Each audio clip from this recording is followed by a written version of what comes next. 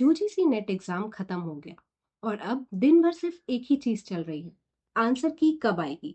कभी Telegram refresh, कभी YouTube prediction videos, कभी कैलकुलेट कर रहे हो, कभी डर रहे हो। अगर आप ये वीडियो आज देख रहे हो, या तो आप क्लियर करने वाले हो या फिर फेल होने के डर से स्टक हो।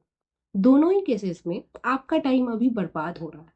और आज इस वीडियो में मैं बताऊंगी एग्जाम के बाद का ये वेट पीरियड कैसे आपके फेवर में यूज कर सकते हो। सबसे पहले एक सच एक्सेप्ट करो। आंसर की आने तक आप कुछ चेंज तो नहीं कर सकते, लेकिन इस वेट पीरियड को ग्रोथ फेज बनाना या एंजाइटी फेज, ये डिसीजन सिर्फ और सिर्फ आपके हाथ में है।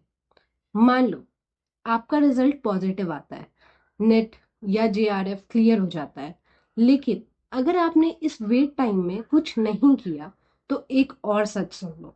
क्लियर होना आपकी अचीवमेंट है, पर डेस्टिनेशन नहीं। पीएचडी या असिस्टेंट प्रोफेसर, दोनों की क्लैरिटी ले लो। अभी डिसाइड करो, पीएचडी, टीचिंग या दोनों। लास्ट मोमेंट पे पैनिक नहीं, अभी अभी प्लानिंग चाहिए। सब्जेक्ट को एग्जाम से एक्सपर्टीज में बदलो। अब तक आप पढ़ रहे थे मार्क्स के लिए, अब आपको पढ़ना है कॉन्सेप्ट मास्टरी के लिए। हर यूनिट से एक टॉपिक उठाओ और सोचो, इसको मैं किसी और को कैसे समझाऊंगी। अपना एकेडमिक प्रोफाइल बिल्ड करो। CV, Google Scholar, ResearchGate. अगर ये वर्ड्स अनफेमिलियर लग रहे हैं तो समझ जाओ आप लेट हो, पर फेल नहीं। टीचिंग प्लस कंटेंट क्रिएशन, अगर आप पढ़ सकते हो तो आप सिखा भी सकते हो। यूट्यूब, नोट्स, मेंटोरशिप, यहीं से आपको अथॉरिटी बनती है। और अब बात करते हैं उस सिचुएशन की जिससे हम सब डरते हैं, कि अगर हमारा रिजल्ट नेगेटिव आता है।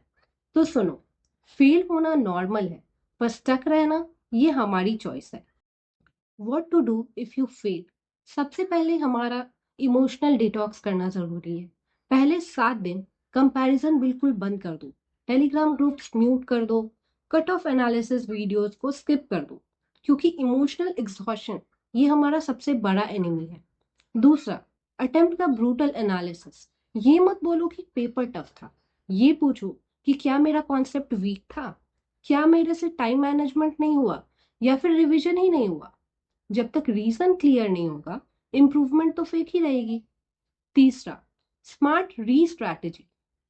हार्ड स्टडी नहीं, हमें स्मार्ट स्टडी करनी है। ज्यादा पढ़ना सॉल्यूशन नहीं है। बेटर सोर्सेज, लिमिटेड मटेरियल और रिपीटेड रिवीजन, यही रैंक बनाता है।